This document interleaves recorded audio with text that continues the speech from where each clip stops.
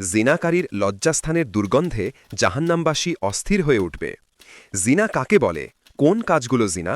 জিনা সম্পর্কে বিস্তারিত জেনে নিন এবং জিনা করার পূর্বে এই হাদিসটি একবার পড়ে নিন।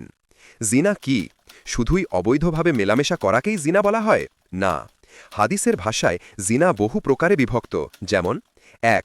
কোনো বেগানা নারী অথবা পুরুষের প্রতি দৃষ্টি দেওয়া চোখের জিনা। ২. যৌনতা সম্পর্কিত অশ্লীল কথাবার্তা বলা জিহ্বার জিনা। ৩. বিবাহ সম্পর্ক ছাড়া অবৈধভাবে কাউকে স্পর্শ করা হাতের জিনা।